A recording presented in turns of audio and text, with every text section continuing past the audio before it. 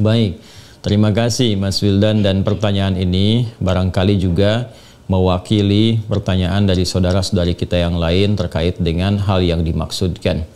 Idealnya memang tempat wudhu itu berpisah dengan toilet.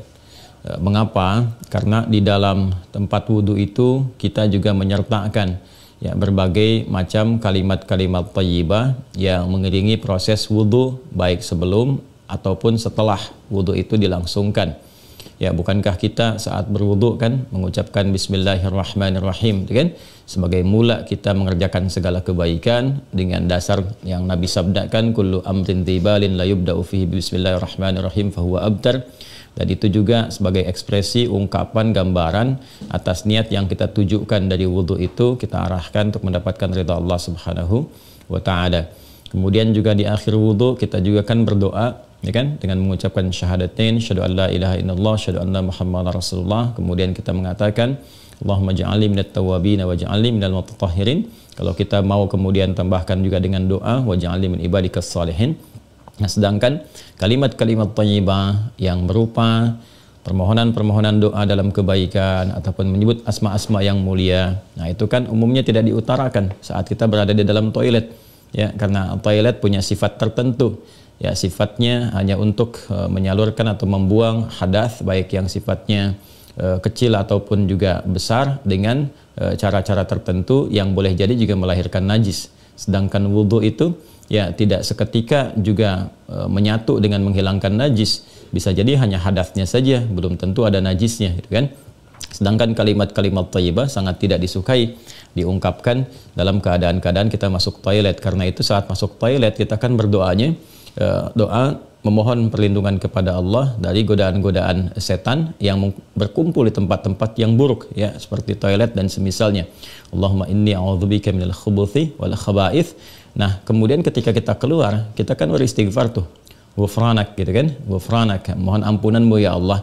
Nah, ada yang mendetilkan itu. Kenapa kita minta ampunan ketika keluar? Karena kita menahan diri dari pengungkapan kalimat thayyibah yang biasanya kita ucapkan di setiap tempat, gitu kan, istighfar, sholawat dan sebagainya. Nah, ketika itu terputus saat masuk toilet, ya, seakan-akan ada sifat tawadhu, kita memohon ampunan karena nggak mampu mengungkapkan, karena itu tempat yang tidak pantas, gitu kan, diungkapkan itu di tempat yang tidak sesuai. Maka ketika keluar kita mengatakan ghufranak kalau ada hal-hal yang tidak tepat di dalam dan tidak mampu mengerjakan hal yang biasa kita kerjakan. Itu adab saja, takdib di dalamnya. Nah, karena alasan inilah akan lebih bagus kalau tempat wudhu itu bisa terpisah sendiri dengan toilet, sehingga nanti kesempurnaan hal-hal yang mengiringi bisa dilakukan.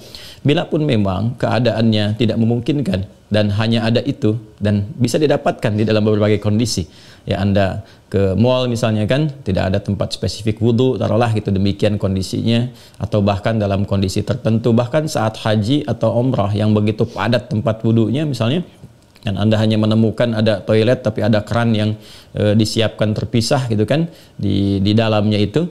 Nah, ini kondisi-kondisi demikian masih memungkinkan. Ya, jadi kalau ada kondisinya sifatnya tidak terpisah keadaan tempat wudhunya, maka tidak ada masalah ketika Anda berwudhu dalam keadaan juga menyatu tempatnya dengan toilet, karena kaidah juga mengatakan ad-daruratu tubihul mahdharat. Kondisi-kondisi yang mendesak itu, kondisi-kondisi yang tidak biasa itu membolehkan, bahkan yang terlarang pun asalnya diperkenankan. Nah, ini kan sifatnya tidak terlarang, hanya tidak disukai, gitu kan, makruh sifatnya, nggak ada nas haram di dalamnya, tapi sifatnya tidak disukai. Tidak disukainya itu karena kita tidak bisa mengungkapkan hal-hal baik yang mungkin kita bisa lakukan, ya, saat kita berwudu. Jadi kita berdoa harus keluar dulu setelah selesai wudu, gitu kan, baru kemudian kita bisa berdoa. Ataupun Bismillahirrahmanirrahim hanya kita bisa ungkapkan dalam hati, nggak bisa kita lafadzkan, gitu kan. Doa-doa pun kita iringkan di dalam hati. Nah, itu hal-hal yang menjadikan kita kemudian tidak maksimal. Pun demikian juga ada satu kondisi lain, itu kan tempat berkumpulnya setan di tempat-tempat yang kurang bagus itu, sehingga godaan-godaan saat berwudu dan sebagainya, nah itu kadang-kadang lebih banyak.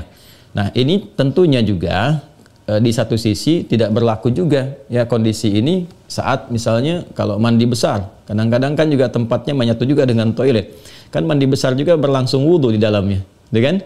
Nah, ini kita harus fleksibel juga dalam kondisi-kondisi demikian. Jadi ini yang mau saya katakan, tidak berhukum haram, itu bisa dilakukan. Kalau tempatnya kita misalnya memungkinkan untuk berpisah, bagus ada dipisahkan. Tapi kalau menyatu pun tidak ada masalah, kan? Tidak ada masalah sepanjang dalam keadaan-keadaan darurat tertentu dan tidak berhukum haram. Ya, apa dalilnya? Yang tadi saya sampaikan. Ya, tidak ada nas spesifik mengharamkannya, dan kadang-kadang kita mandi besar juga, ya, al-ghuslu dari janabah dan semacamnya juga berlangsung, dan dalam mandi besar juga ada wudu. Namun barangkali kesempurnaan itu tidak bisa kita iringkan dengan kalimat-kalimat thayyibah yang diungkapkan, hanya dalam hati kita lakukan.